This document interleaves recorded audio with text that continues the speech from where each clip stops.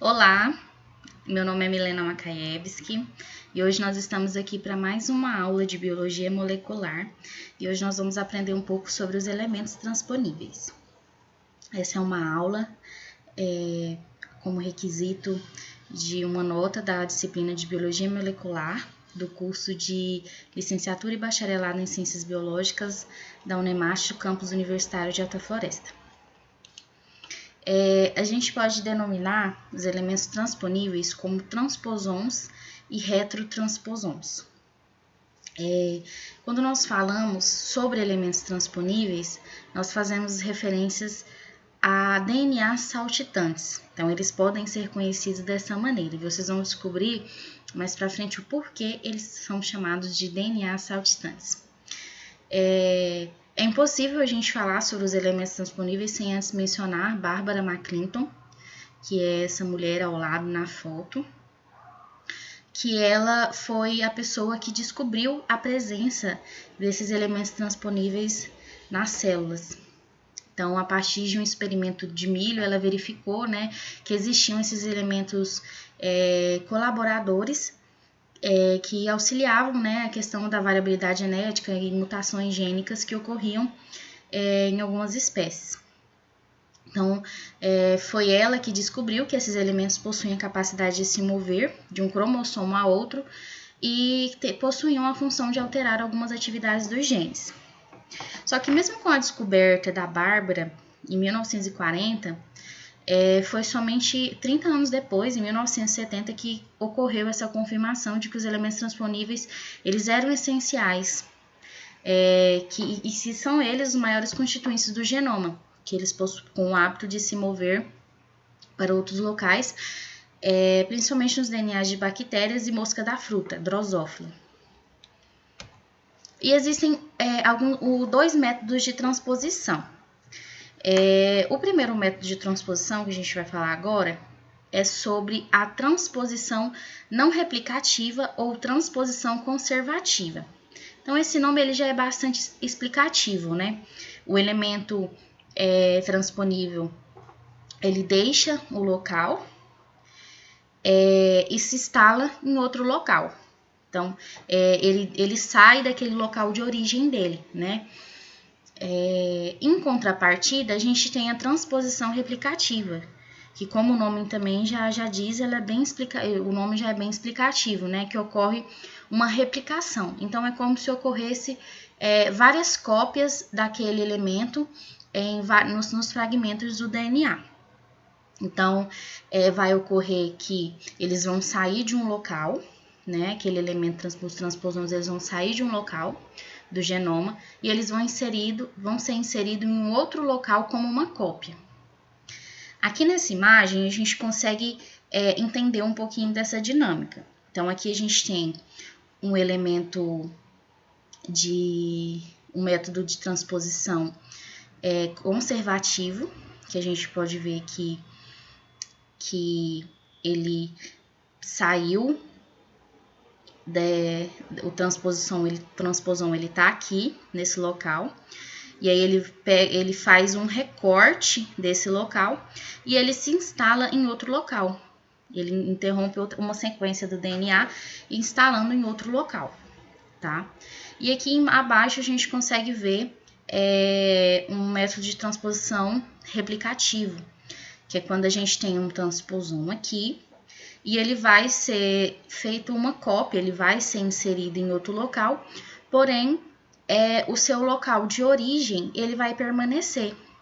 Ele não vai ser excluído, vai ser como cópias e colas, né? E diferente daqui desse primeiro mecanismo, em que o transposon, ele sai do seu local de origem e ele se instala em outro local.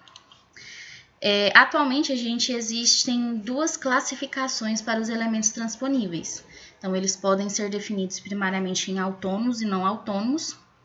E eles também podem ser classificados conforme os mecanismos de transposição que serão utilizados, né? Vai ser o mediador utilizado para poder fazer aquela movimentação.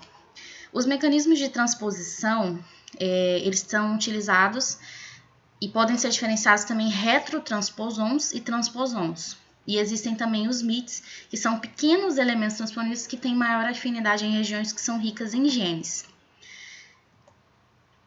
Todo esse processo de se realocar de um local para o outro, ele é realizado com a ajuda de algumas enzimas. Então, essas enzimas, elas são conhecidas como transpoases e elas vão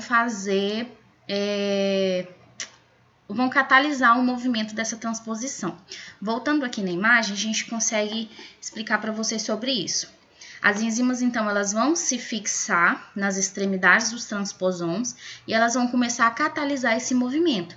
A partir do momento que ela começa a catalisar esse movimento, aí então que esse elemento ele vai começar a se mover.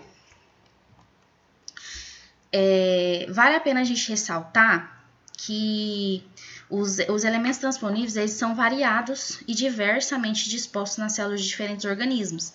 Então, nós temos uma variedade de transposões disponíveis nas células. E hoje a gente sabe, a gente consegue já ter essa ideia, de que os elementos transponíveis são sequências genéticas caracterizadas como dinâmicas. Então, eles são muito estudados ao longo dos anos e se conhecer suas habilidades, se pode afirmar que são encontrados tanto em procariotos quanto em eucariotos, né, nas suas moléculas de DNA. De acordo com o CAP, esses conceitos eles vão desde a capacidade de se movimentar dentro do genoma, duplicar o sítio de inserção e apresentar diferentes formas nesse sítio de inserção. Então, ele tem essa habilidade de ter várias formas, né? Polimorfismo. Além disso, o autor também afirma que os transposons eles possuem a habilidade de causar variabilidade genética entre espécies e também fora delas. Então, vamos imaginar, por exemplo, voltando aqui na imagem, né? A gente tem um elemento transponível, a gente tem uma sequência de nucleotídeos aqui, e aí ele vai pegar ele vai fazer essa movimentação dessa sequência para outro local.